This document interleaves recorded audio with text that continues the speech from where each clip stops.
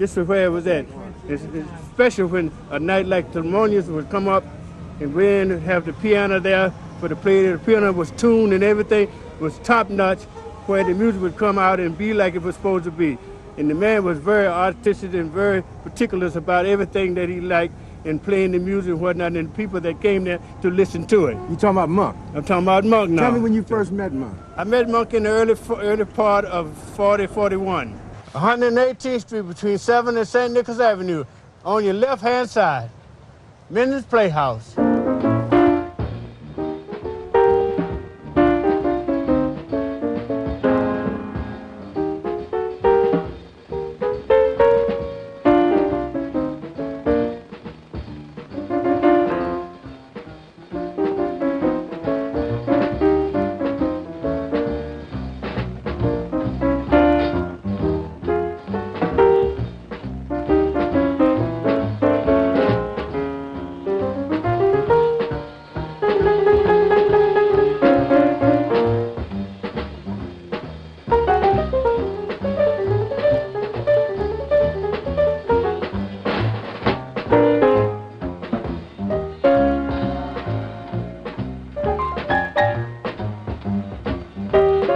His melodies were beautiful. His chords were unusual. His colors, his rhythmic sense, you know, and the spiritual feeling in the music. You know, when you heard his music, it just carried you away.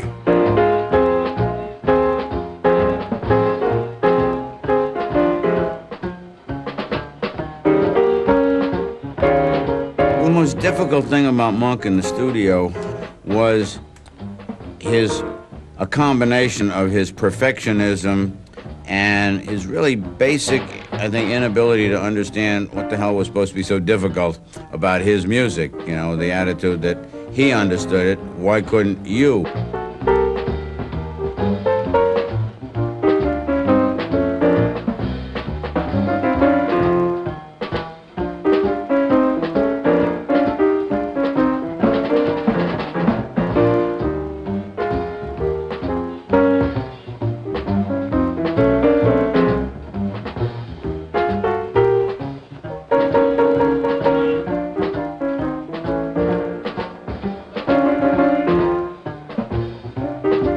A lot of things that we do in common one to another. And we all do some of the usual things, you know. We use some of the usual phrases. Monk wasn't like that, you know. So Monk was like a real free spirit who said, I'm gonna play this way. This is what I want. And he played stuff that nobody else ever played.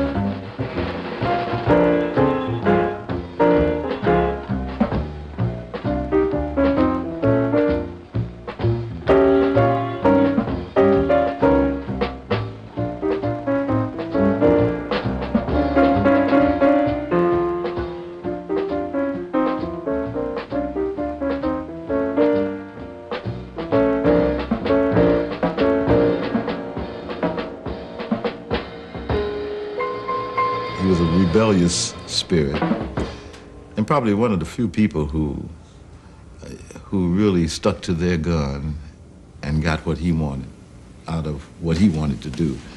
You know, there's very few people who make it doing what they want to do.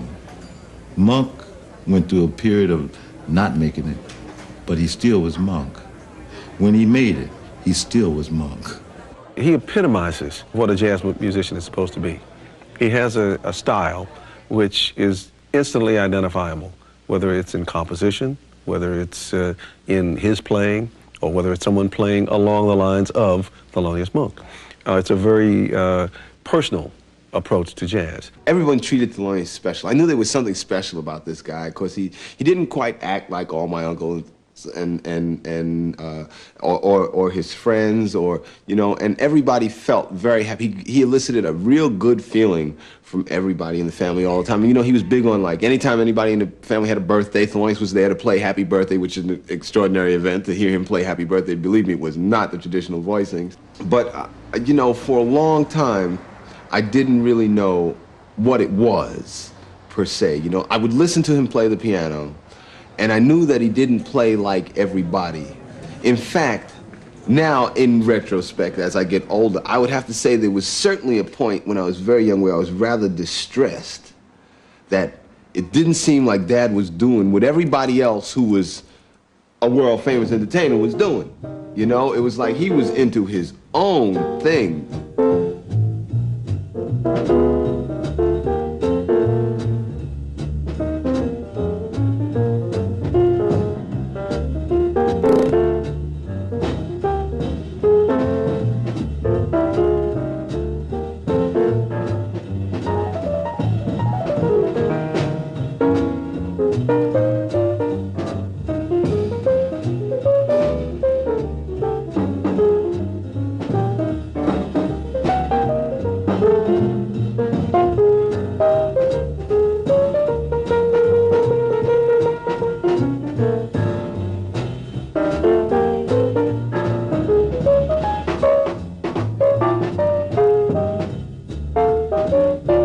It was a message. He had a way of saying to the piano and giving you a message. You know, every note was clear, precise, at the same time a tremendous sense of swing.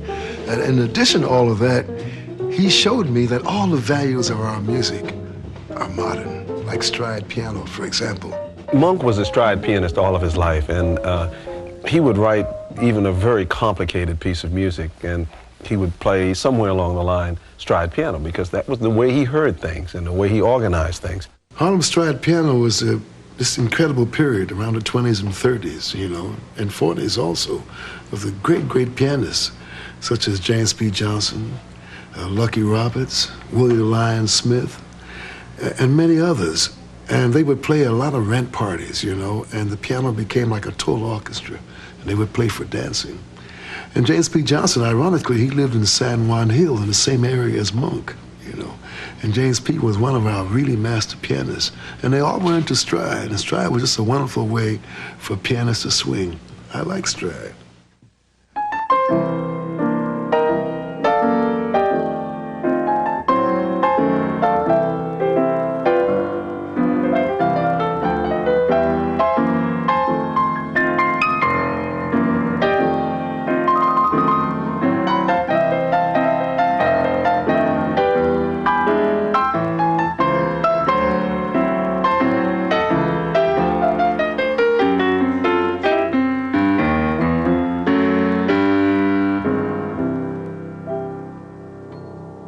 I think it's easier to understand Thelonious if you realize that in many ways he was himself a tremendously traditional artist. He had a great awareness of the past in jazz. Well, you know, the area that he grew up in the West 60s in New York was an area that James P. Johnson was living in at that time, and apparently James P. was a childhood hero of his. I mean, I recall a recording session when I did the first solo album I did with Monk.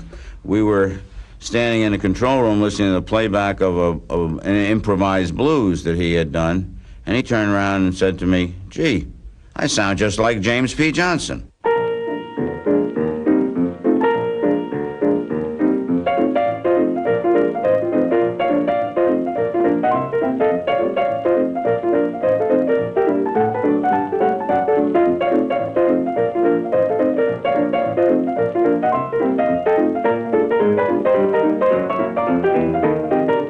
And for me, Thelonious was wonderful because he put the traditional and modern and put it together.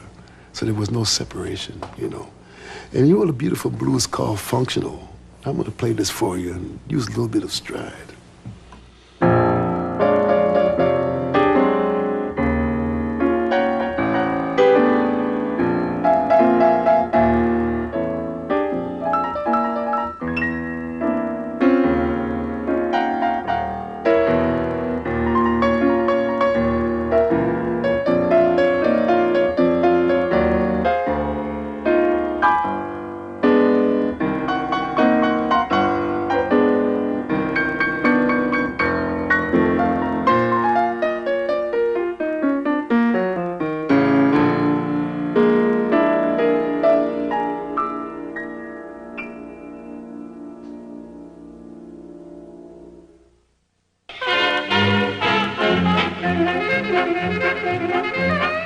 we first moved there was 1922 summer, right?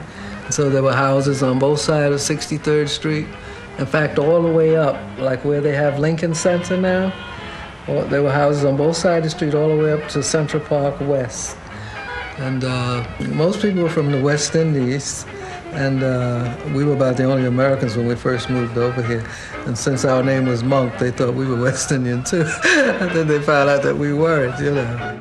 And his mother was a Jehovah's Witness, and she was very, very close to a number of the ladies in the community, and Thelonious was very, very close to his mother. And although she came from Carolina, I think a lot of her influences in later life, the influences that affected Thelonious, because he came here when he was 3, came from those friends that his mother had, who were from, whose origins were in the various islands in the Caribbean. Most of the West Indians you find, the children have to play something or do something. So most of them either play the piano or the violin. So in that atmosphere, my mother said I had to take piano, and Thelonious, he didn't want to play the violin, so he had to play the trumpet.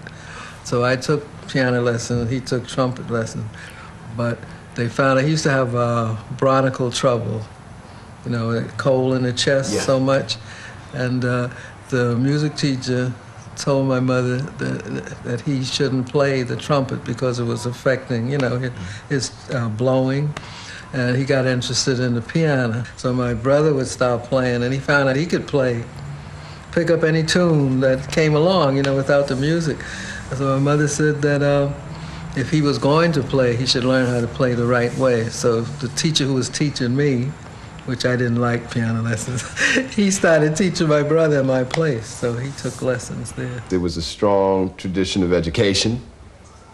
There was a strong tradition of religion involved in those things. There was a strong structure for respect and authority for elders and those kind of things, and those values were very, very important to Thelonious, and I think it had an overall influence on the way he went about his job in his music, which was very workmanlike fashion.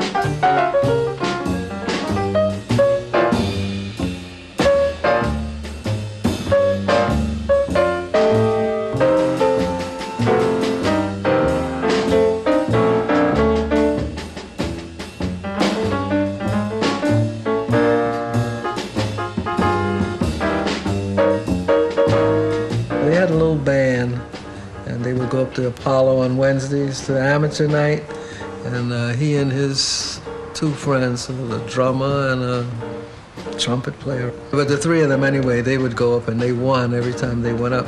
So they barred them from coming up there because they were winning each time. They were too good to play, in other words, that's the way people considered it.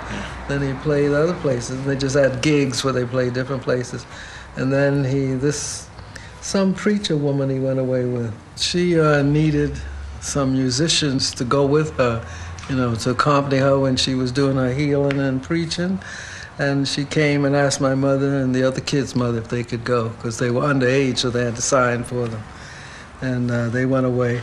So she needed these musicians, you know, they bring the people in, they play good music, and people follow music. And so they upped her business, and they were really helped too, because by going away and listening to different music and meeting different people, they became better musicians. And then from there, you know, he got to know people, and then he was going up to mentions. He used to go in there and sit in and play and listen, until they finally had him. He was the piano player up there.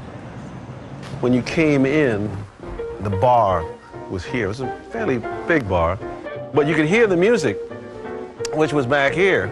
And it was set up so that you had tables all over the place. So you could eat, you could get sandwiches and stuff as well as drinks. And then as you came back this way, there was a kind of a dance floor, which I guess, if memory serves correctly, must have been about in here somewhere, because the tables were pretty much on the walls, and the bandstand, as I remember, was maybe about that high, maybe, because you had to go up steps to get on the bandstand.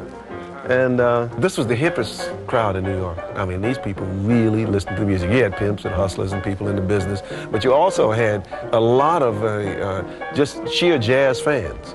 And I mean, these are people that knew that the music that they heard here was more often than not on the cutting edge.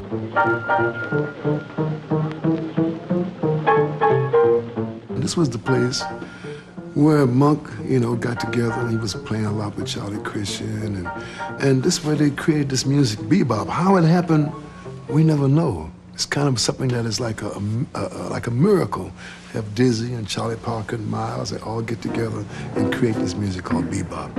But Monk, he seemed to have been that central figure.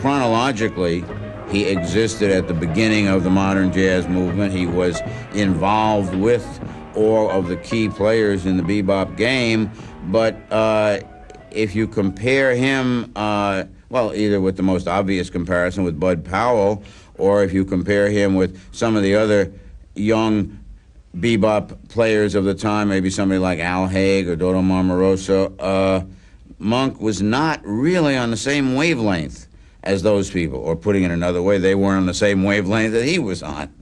I go to Thelonious' house, and Bud would come by a lot of times and hang out. But Bud had this awesome technique on the piano. I mean, he just created that whole bebop concept, you know, of piano, which everybody was attempting to play like Bud Powell. You know, those tremendous runs, he had that tremendous feeling, those huge chords that he would play, the tremendous tempos that he could handle.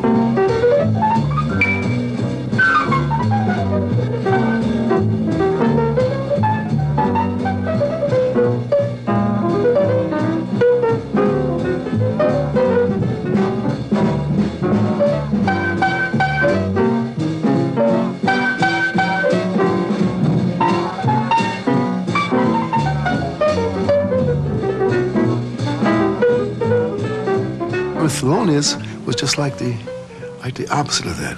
Thelonious he could take like one note, you know, and give you a message. He just could take one note. You take an octave and just take an octave. Like Thelonious is a good example of that, you know. And he could do that.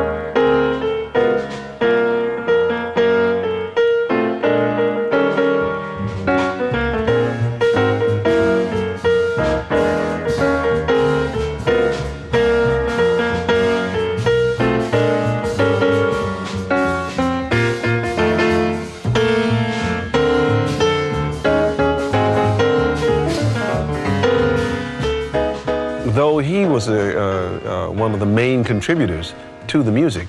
He came to the music in the same way that Dizzy, Bird, Kenny Clark, each one was tremendously individualistic. Monk brought these harmonic and kind of rhythmic displacement where you would expect to hear rhythm going one way, he kind of moved it around a little bit. And you hear that in Charlie Parker. You hear that in where Charlie Parker goes over the bar line. You hear that in Dizzy Gillespie with some of his long lines. They loved Monk for that reason. I mean, he stimulated their thinking. So with Monk, they said bebop. I think Time magazine said bebop and beyond. That's how it describes Monk's music, you know. So bebop was the term that was given this music. Although everybody played a little bit different. You know, Monk played a certain way, Bud Powell played a certain way, Herbie Nichols played a certain way, Miles Davis played a certain way, Fats Navarro played a certain way. But it was called bebop, but in a way, everybody had their own individual expression.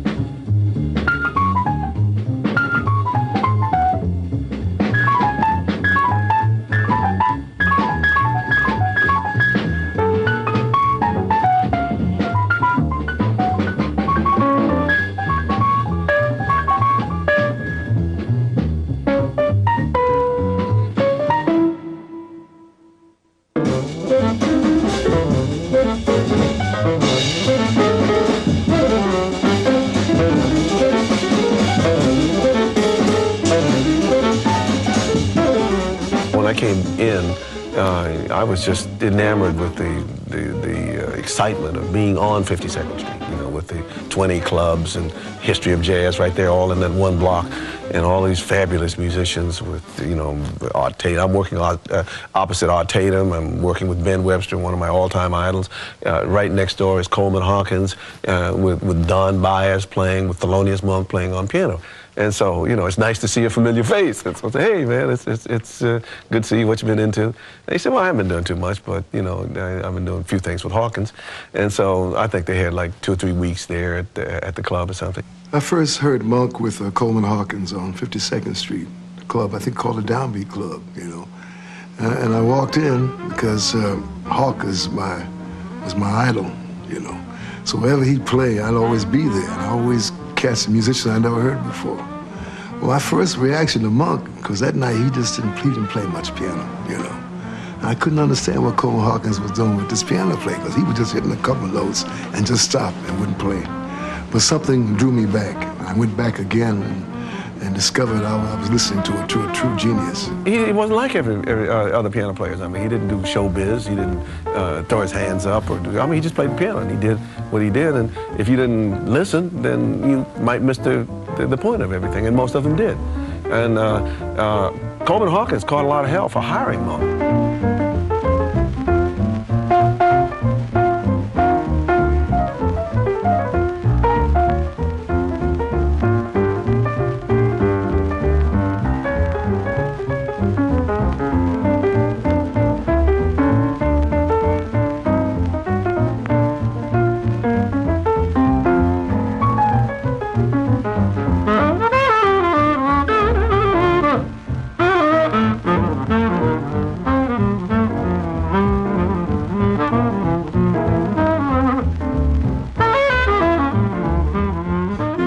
Resistance that he got creatively and artistically came from the media and from the critique side, which has nothing to do with the music. I think he always felt a little bit maligned that he was considered outside of the mainstream, because, I mean, if there was ever a mainstream guy, Thelonious was mainstream. All you have to do is listen to the compositions that he chose to perform, even early in his career. He was picking compositions by Berlin and by Cole Porter and Duke Ellington and those people, you know, and if you listen to his playing stylistically, Art Tatum, Willie the Lion Smith, Duke Ellington, all those people prop up so prominently, and that's why those guys knew exactly who he was and exactly what he was doing.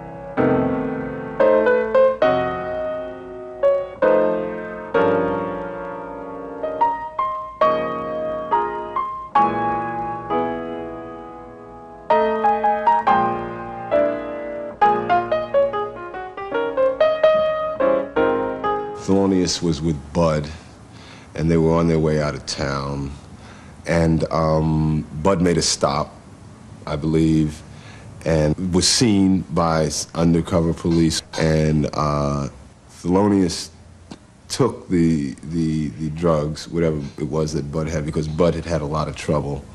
And Thelonious basically took the weight. But it did result in him losing his cabaret card. When I got to know Monk, when Monk began working with us, it was just simply an established fact that he did not have a cabaret card, and that meant in New York City in those days that you could not work in any club or bar in New York. I mean, he did come around to jam sessions. He was allowed to sit in. He did a lot of things unofficially, but officially he couldn't work to the extent that he should have been allowed to work. I think that this was a terribly racist thing that took place. It was done deliberately at one point, I feel, because too many black musicians were working downtown. In the big picture, I don't know if it had as detrimental effect on his career as it had on his basic emotion as a person. I mean, not being allowed to ply your craft, not being allowed to earn a living in your hometown for your wife and your family has got to eat at anyone. But in that period is when Thelonious did a great deal of writing. He was home, my mother was working 2 and 3 jobs, and so consequently, Thelonious was playing Mr. Mom, and he was at the piano. It afforded him an opportunity to really concentrate on his writing. See, when he signed with Riverside in the mid-50s, he had been recording for about 7 years for both Blue Note and Prestige, and had developed that reputation of being tremendously difficult to listen to, tremendously difficult to understand, and as a result had a very small cult following and no real acceptance as yet in the jazz world. So we began with, I thought it was fairly safe, and it was. I began by suggesting an all Ellington album.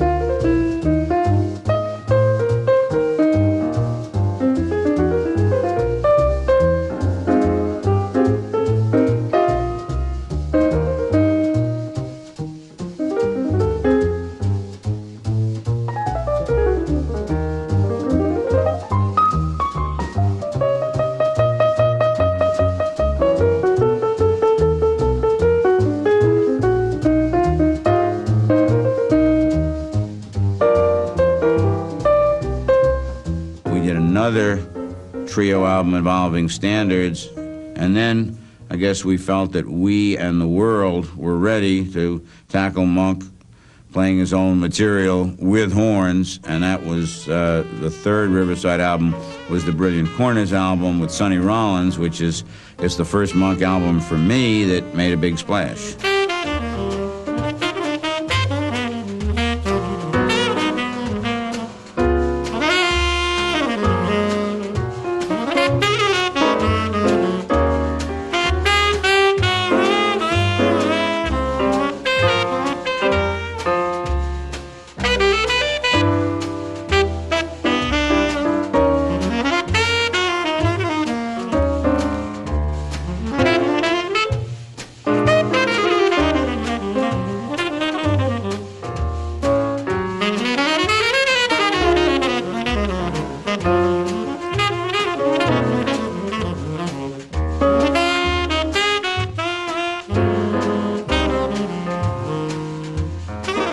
we lived in a very, very tiny apartment in the beginning, and I know we spent a lot of time in the bed together, all four of us. It was remarkable. I could lay in the bed with my dad until I was about 10 years old. I mean, anytime you might walk in the house and you might find all four of us on the bed playing cards, or because my father and mother were big on games. They liked to play all kinds of card games, you know, all the time. And of course, you know, Thelonious was excellent ping pong player and absolutely extraordinary pool player.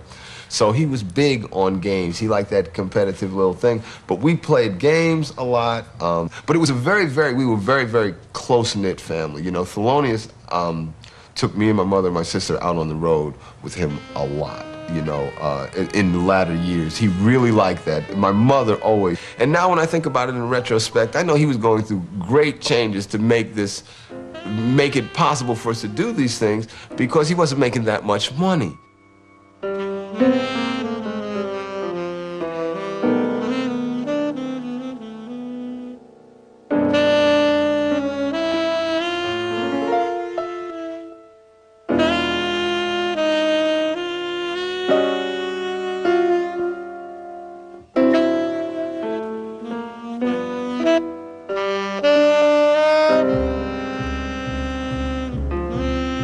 I met Nika in about 1954 or 55, and I've always thought of the Baroness as being possibly the only example in our times of sort of the modern version of the medieval patron of the arts. I mean, I think she was a true patroness and was extremely helpful to quite a number of musicians, of whom, you know, the most notable were Bird and Monk.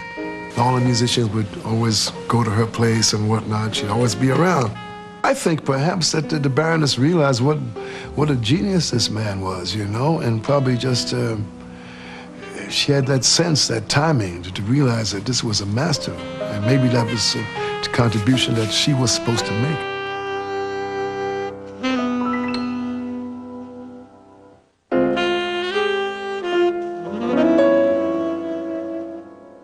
The Spot was kind of a unique place. It was just an ordinary bar near 5th Street and 3rd Avenue, and it had an upright piano originally. In fact, the first time they got a grand piano was when Monk came in. And I don't know what it was about this place. It just had a certain kind of spirit. It certainly wasn't the most beautiful club in the world. It was just about as basic a bar as you could find. And it just became the place. And Monk was very popular there. First time I saw Thelonious was the old 5 Spot. It was the band with John Coltrane, Shadow Wilson, and Wilbur Ware. And I guess this was the most awesome quartet that I'd heard in my life. Going there from 9 to 4 every night that they worked. I was sitting in there or standing outside listening to 4 great musicians. Really fantastic for me. And Monk's music was such a challenge for John Coltrane. And he could take it to another sphere. As you know, Train was incredible. And here the two of them together down the 5 Spot, oh, it was awesome, awesome. Because Monk would just feed you them funny chords, you know, and give you all that space. And Train would fill that space up with all kinds of stuff. So it was a natural marriage between the two. Natural.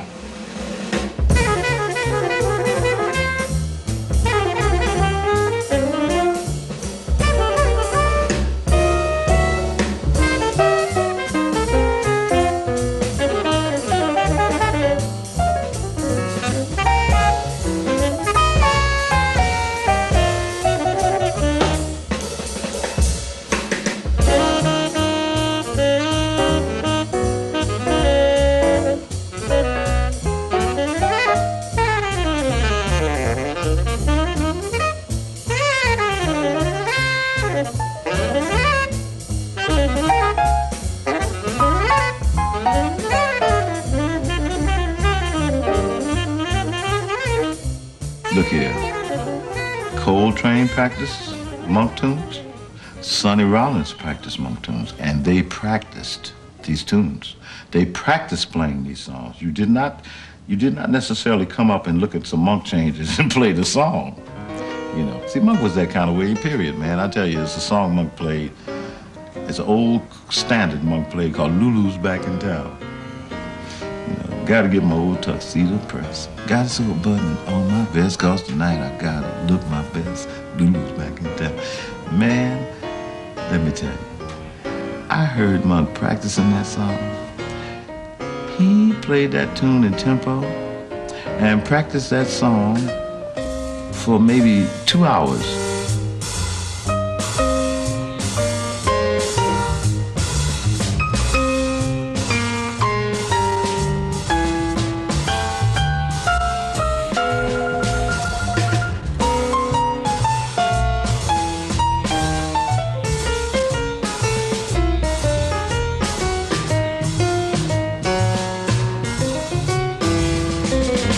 The average pianist, I doubt if there's a pianist. I know myself, if you could sit and play a tune yourself in tempo and do it for an hour, I don't think there are too many cats that can do it. You know, so he was very special that way.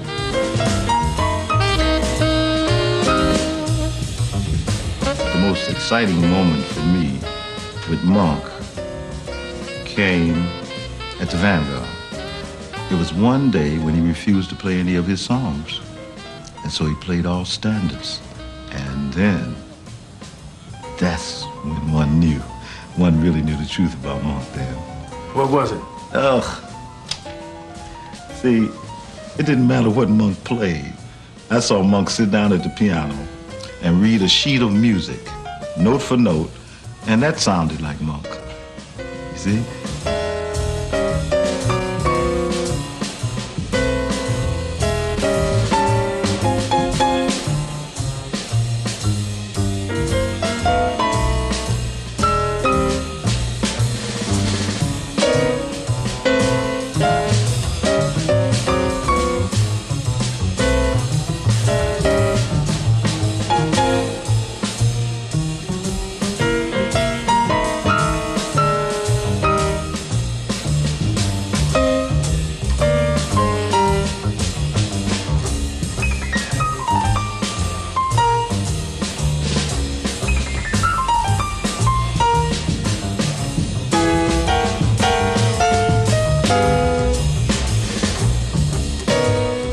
The new Fire Spot on 8th Street is the first chance I got an opportunity to be around him every night. For 6 weeks, I worked opposite him, and I was with 3 different trios. This was about 64.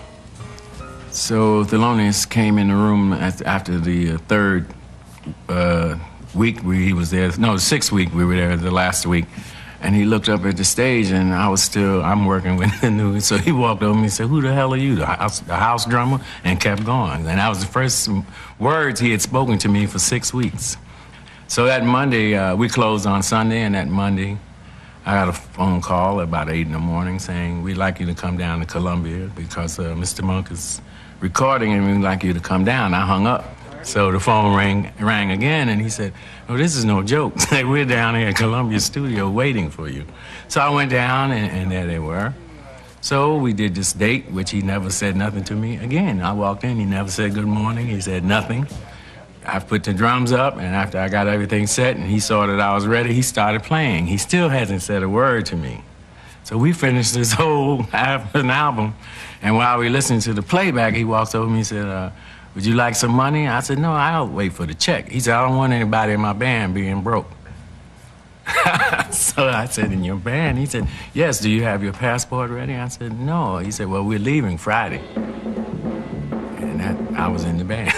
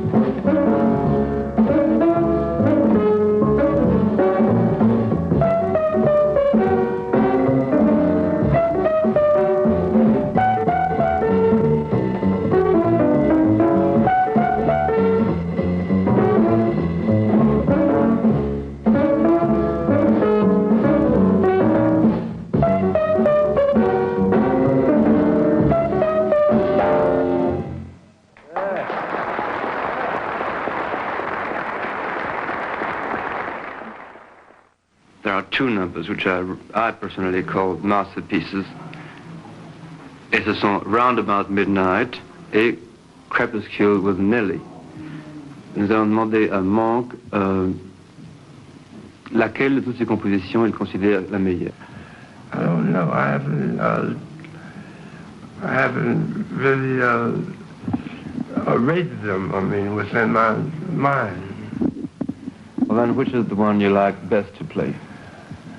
I like all of them. Non, il ne sait pas laquelle est la meilleure, et il ne sait pas laquelle il préfère jouer non plus. I mean, they're all good. Well, I expect them to be a certain standard before I let anybody hear it. You mean everything you write is stamped with genius? I don't know about that. No, because I'm cornering you. He was very witty and a very sensitive person, and in a way, for me, I believe that's why a lot of times he gave you these different airs and these different little gestures that he would do, because he didn't want you to get close to him because of him being a very sensitive person. He was a very sensitive person. When I finally discovered Thelonious, I went to his house. After hearing him the second time, I went by, I asked him, could I come by to see him? And he said, yes. I went by his house.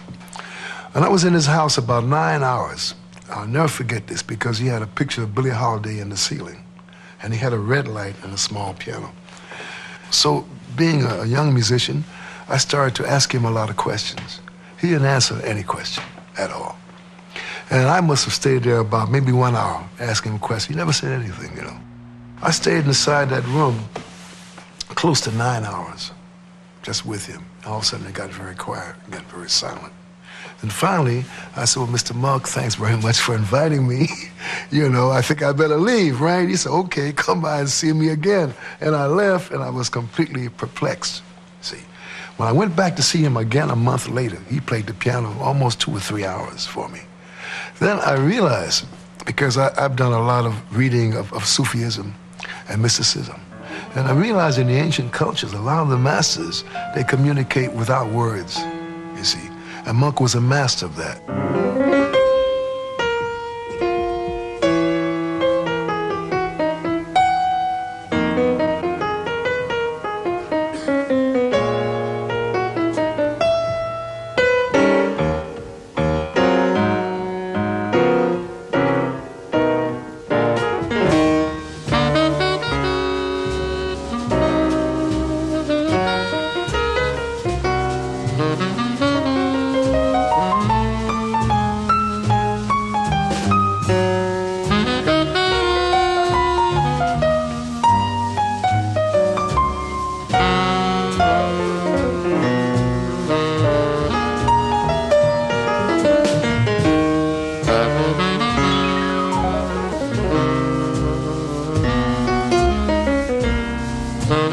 When I hear Monk play, it's like hearing Mahalia Jackson sing.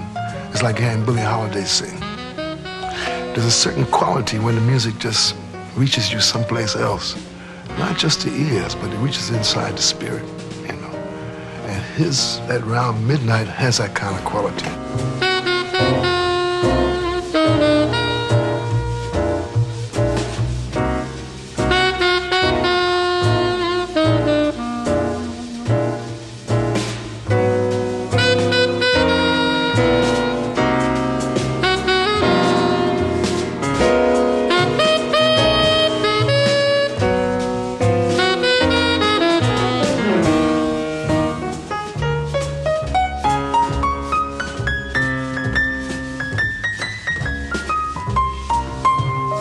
Our music is a music of conversation. And for Louis Armstrong, when he played his trumpet, he was talking. He was really speaking. When we hear the blues, it's really a language, a musical language of communication. And Monk was a master of that. So he could make one of those funny runs. He would start up here at the top of the piano, and a half hour later, he would get to the bottom. Now, you try to follow that trip with him going down the keyboard. It's incredible.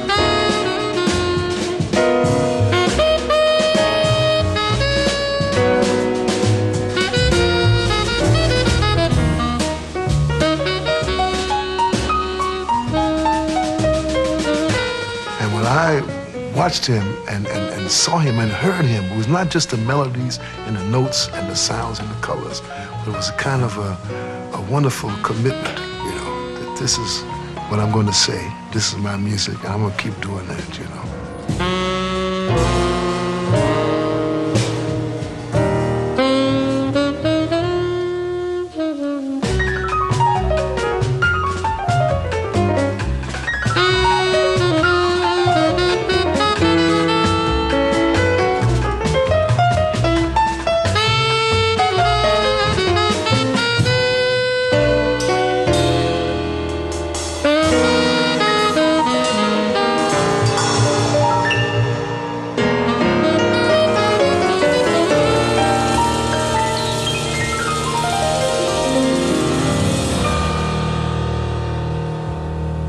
Not only is Monk such a master pianist and composer, but when you watch him play, he does a complete ballet. He doesn't play the piano, but he puts his whole body into the piano.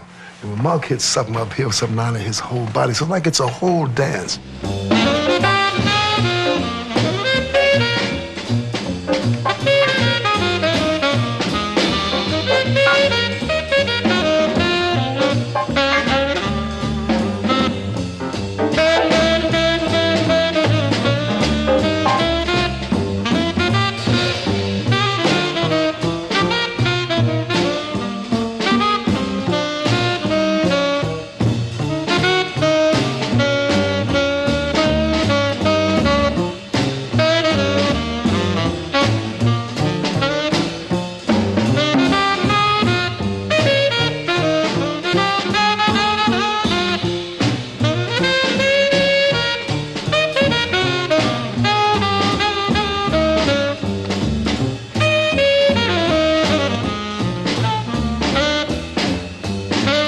Dancing was funny. When this music was happening, then he'd get up and do his little dance because he was feeling good and he knew you knew where you were and the music was swinging and that's what he wanted. So he said, I don't have to play now, you making it happen.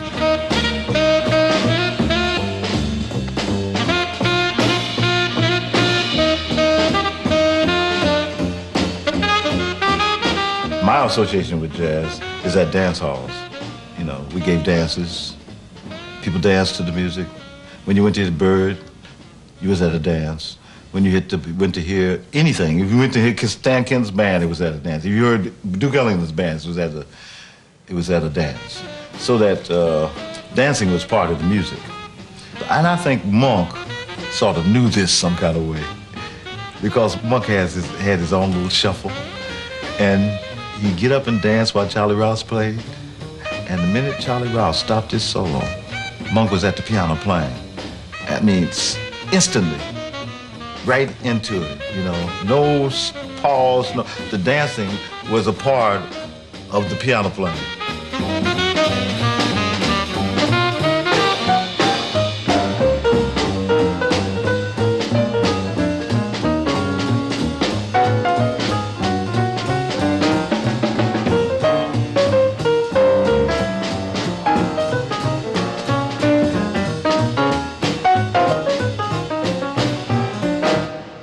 He was way ahead when it came to the difference that distinguishes the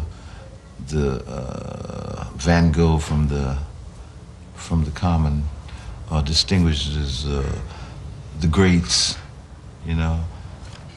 And Monk was the great, you know. And how he learned it, I can't tell you. I don't know how a person could do it that early. You know, that was a genius. That's all. Genius is funny. You know. In 1964, when the Time article came out, I think finally he understood that there were a number of people very interested in what he was playing and what he was doing. I think it made him play more because now he knew people were listening to him. So it was a great enthusiasm when we went out to work that he had, because now he knew that he could see in person people standing in line waiting to come in to hear him play. And then we were traveling quite a bit. We went on 2 world tours. And things were really, really looking good.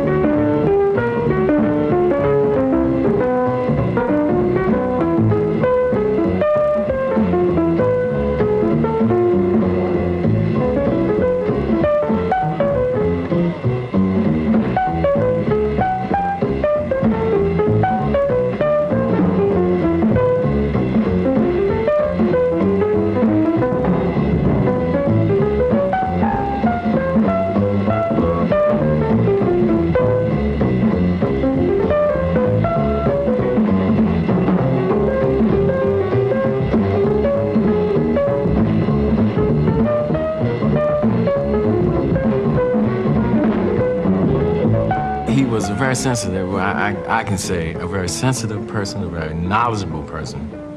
And I think a lot of things happened to him that he held within. He never would release them. And I think in the end, it finally caught up with him, you know. Although Monk, he reached a point where he was doing the concerts, he toured, he was very popular, but I just got the impression that the surroundings of the music didn't move with the music, you know. You see what I mean? You had this tremendous music, but they just weren't the places. I felt that somebody like Monk should have had a place to play. It was fabulous. The best piano, the best conditions, best sound, everything, you know. And I felt it wasn't there. And I could be wrong, and I felt spiritually that he just shut the door and said, okay, I've given this much. And he gave a lot, you know. I said, okay, this is for you, you know. I've stopped. That's all. He just said he didn't feel like playing, so he stopped. You know, if he say something, he just say it, but he don't go into details to tell you why or anything. I guess he didn't know why himself when he didn't feel good. We went over to see him a few times, and he'd talk, walk around with us. He'd go out and take walks, but he didn't feel like playing or appearing in front of the public. He came out one time, I forgot when that was, in the 70s or something, and played, but then he didn't come back again after that.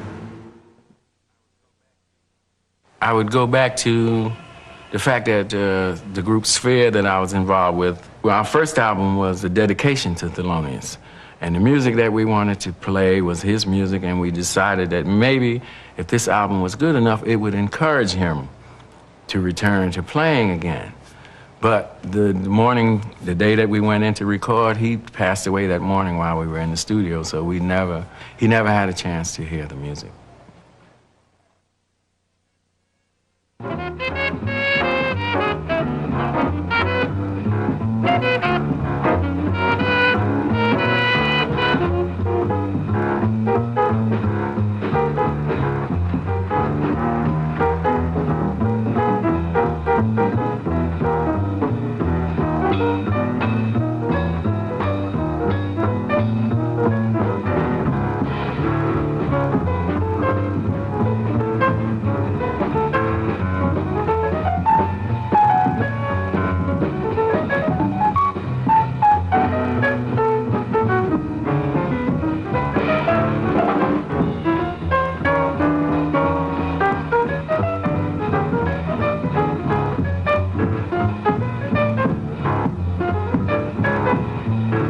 I think Monk was he was a part of a golden era of the music, you know. That was a golden era of the music, and I mean, like all golden eras, they come to an end. And so you have to go through a certain period before there's a renaissance. He gave so much, and he had to make great sacrifices to give what he gave, because he never compromised his music. You see, some composers, some musicians, they say, well, okay, I'm gonna do this because this is gonna make me some money, you know. But Monk was almost like a prophet. He was here for a reason. He was here to bring us all this beauty, all this love to the world. And he couldn't compromise. He didn't know how.